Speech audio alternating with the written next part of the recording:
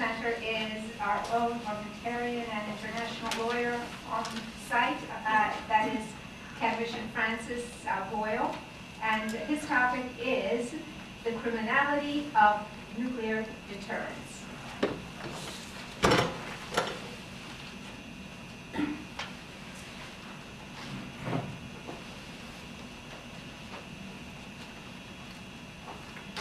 Thank you, Madam President. I already circulated to you by the email a copy of the speech by Archbishop O'Brien at StratCom on nuclear deterrence. It was an excellent speech, I thought, except for one oversight, which is the Archbishop perhaps was not properly advised by his staff.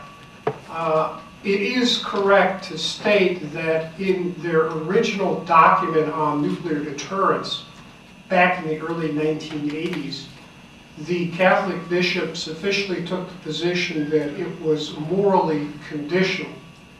However, 10 years later, the Catholic bishops did issue another statement saying that they had rethought the issue and had concluded that nuclear deterrence was immoral without any conditions. And that is their current position, and regretfully, for whatever reason, the Archbishop there was operating in accordance with the older statement. In any event, the position of the Catholic bishops that nuclear weapons are immoral and nuclear deterrence itself is immoral, not just the weapons, but deterrence is immoral, is fully corroborated by international law. The nuclear age itself was conceived in the original sins of Hiroshima and Nagasaki. The atomic bombings of these two cities constituted crimes against humanity and war crimes, as defined by the Nuremberg Charter of August 8, 1945, 2 days after Hiroshima and 1 day before Nagasaki, violated several provisions of the regulations annexed to Hague Convention number 4, to which the United States government was a party, and even the United States' own War Department Field Manual 2710, the Rules of Land Warfare of 1940, clearly made it obvious that the bombing of these two cities was illegal and criminal, war crime. The start of any progress toward dealing with nuclear deterrence must come from the realization that nuclear weapons have never been legitimate instruments of state policy, but rather have always constituted illegitimate instrumentalities of lawless and criminal behavior. The use of nuclear weapons was and still is prohibited under all these sources of law I've already cited before. The Nuremberg Principles, the Hague Regulations, the Genocide Convention, the 4 Geneva Conventions of 1949. And so, according to basic principles of international law, military personnel would be obliged to disobey egregiously illegal orders by civilian authorities to launch and wage a nuclear war. Second, government officials and military officers who might nevertheless launch or wage a nuclear war would be personally responsible for the commission of Nuremberg crimes against peace, crimes against humanity, war crimes, grave breaches of the Geneva Conventions, and the other sources I've already mentioned. Third, such individuals would not be entitled to any defenses of superior order, act of state, self-defense, presidential authority, or something like that. Such individuals could be legitimately and most severely punished as war criminals, up to and including the imposition of the death penalty. And remember, although the Catholic Church has not gone this far, the Catholic bishops have clearly stated their opinion that nuclear deterrence itself is immoral. Indeed, Article 2, Paragraph 4 of the United Nations Charter prohibits both the threat and the use of force except in cases of legitimate self-defense.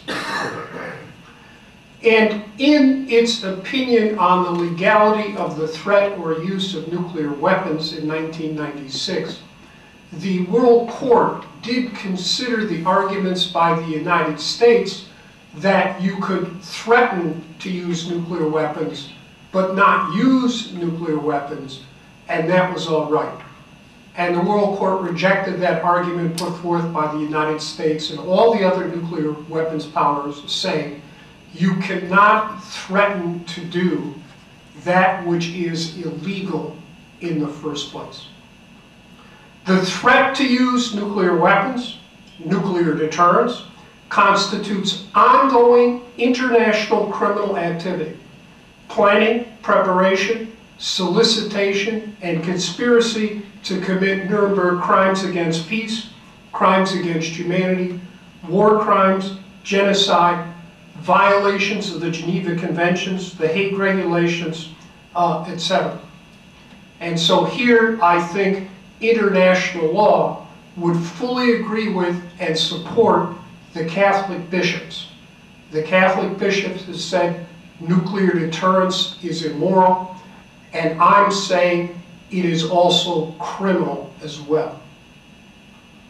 The conclusion then becomes that the design, research, testing, production, manufacture, fabrication, transportation, deployment, installation, maintenance, storing, stockpiling, sailing, purchase, as well as the threat to use nuclear weapons are criminal under well-recognized principles of international law. Those government decision makers in the nuclear weapon states then, with command responsibility for their nuclear weapons establishment, are subject to personal responsibility under the Nuremberg principles for this practice of nuclear deterrence that they have daily inflicted upon all states and peoples of the international community. And here I wish to single out 4 components of nuclear deterrence, or the threat to use nuclear weapons, that are especially reprehensible from an international law perspective. I suspect the Catholic bishops would agree with me as well. Counter-ethnic targeting, killing Russians, for example, just because they're Russians. Counter-city targeting, first strike weapons and contingency plans, and the first use of nuclear weapons even to repel a conventional attack. And that is our current planning in NATO.